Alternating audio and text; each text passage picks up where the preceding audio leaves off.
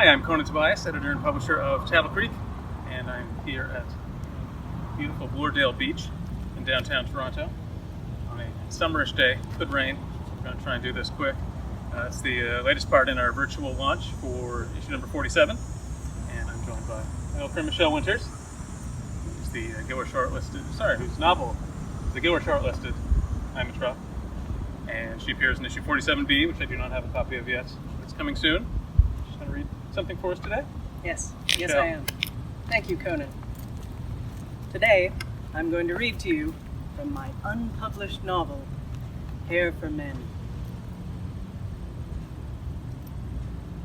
At the edge of the dock, I crouch and slide the duffel bag from my shoulder into the little yellow boat, careful not to smear any blood on the decking. The bag is heavier than usual, and I force air through my nose to slow my breath. Behind me, the marina is asleep. I look back and count the 6 lights that stay on all night. The 3 in the parking lot, the beacon on the clubhouse peak, and the 2 hardwired emergency units flanking the sign out front that says Cradle Bay Boat Club. The light in the Commodore's office on the ground floor, most importantly, is out.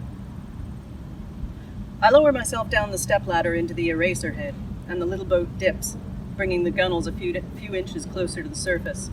At 13 feet, there's only room in the cockpit for me and the bag. I take another look back at the yard as I unfasten the line from the cleat and push off.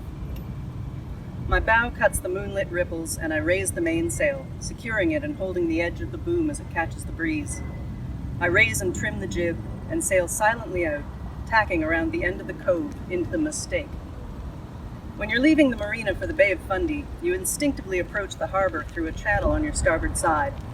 But after about 2 kilometers, you start seeing land close in around you and realize it's not a channel, it's an inlet. You have to go the whole way back and start again on the other side of the spit. It wastes about an hour and a half under power.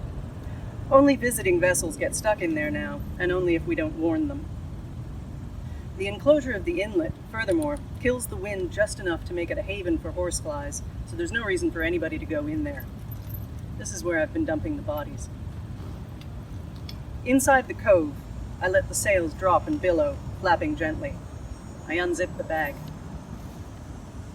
My hand touches something cold and hairy.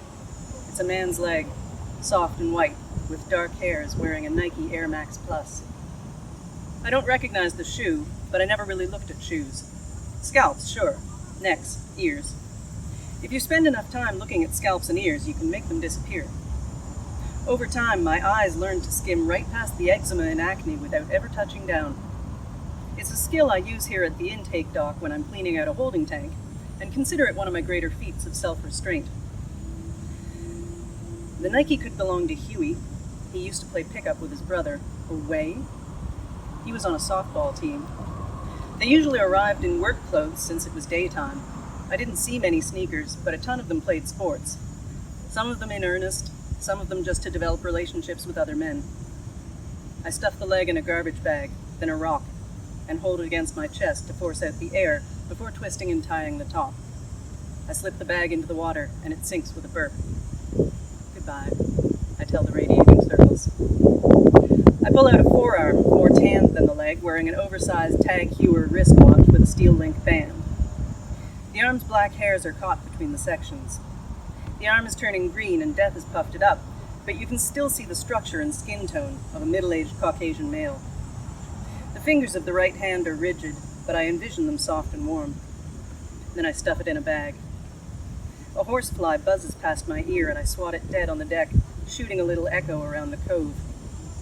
I take out a sport-socked foot and sink it, then another hand just past the wrist, and an upper arm with a bulky bicep. There's no head. I zip up the remaining rocks in the bag, releasing it over the side, watching the bubbles rise to the surface and disappear. I take the bailer, a bleach bottle with the bottom cut in, fill it with water and swish it around the cockpit. Blood swirls down the drainage holes. I fill bailer after bailer until the cockpit glistens white in the moonlight. When I reach into the water to wash my hands, something clamps onto my wrist. It's the hand attached to the Tag Heuer watch. I try to pull free, but the other hand grips my thumb and tries to pry open my fingers. I get down low in the cockpit and thrash my arm, but now a third hand grabs me and tries to stuff a $100 bill into my fist. I pull and pull until my hand snaps back against the ceiling above my cast-off sleeping bag. I shoot upright in the forward berth of the pill, and a droplet of morning condensation drips from the hatch onto my forehead. I fall into the pillows. This dream has become so predictable it feels like part of my waking life. The membrane of consciousness between the world where I dispose of the bodies of men and the world where I don't is now so thin that when I look out toward the mistake, I can't be entirely sure it's not filled with corpses. My subconscious is performing some housekeeping, which is fine, but it doesn't fix anything. I'll get flashes whenever, spurred by almost anything. A man's laugh, the smell of aftershave, and I have to take a moment, do my breathing exercises, and try to picture the bag sinking to the bottom of the bay. Just when I think I've sunk in my last bag, I find myself with another.